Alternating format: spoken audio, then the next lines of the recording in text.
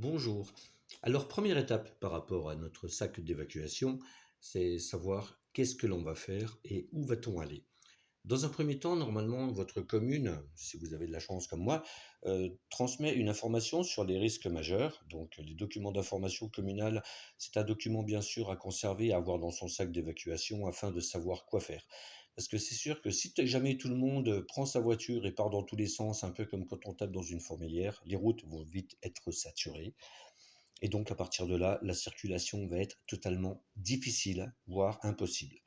Donc, rester coincé au milieu d'une route alors que les chars russes arrivent derrière, il va falloir vraiment faire vite pour se barrer.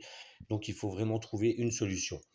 Dans ce fascicule, on va retrouver donc dans le sommaire, vous voyez comme moi, donc les risques naturels, donc les grands froids, les canicules, les tempêtes, tornades, inondations, séismes, feux de forêt, les eaux, dégâts des eaux bien sûr.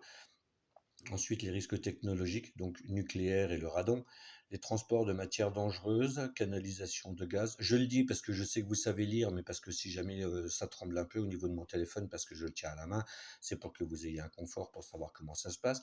Ensuite, les risques sanitaires exceptionnels, donc en cas de pandémie. Et puis, les engins de guerre. Ah, voilà, ça, celui-là, c'est celui qui nous intéresse le plus. Donc c'est un document que vous pouvez retrouver au niveau de la préfecture des Vosges. Et donc à partir de là, vous avez déjà un minimum d'informations, savoir où aller. L'idéal, selon moi, est de se munir d'une carte topographique de la région. Donc c'est des cartes que vous trouvez en magasin, c'est des cartes IGN, tout simplement. Je ne veux pas leur faire de pub particulièrement. Et pour savoir où on se trouve, parce que des fois on n'a pas forcément le GPS et s'il y a une coupure du réseau téléphonique, on est un petit peu coincé. Donc de se munir d'une boussole.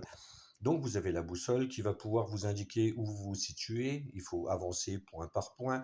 Donc ça, je ne vais pas vous donner des cours sur le fonctionnement topographique, mais c'est quand même très intéressant de l'avoir.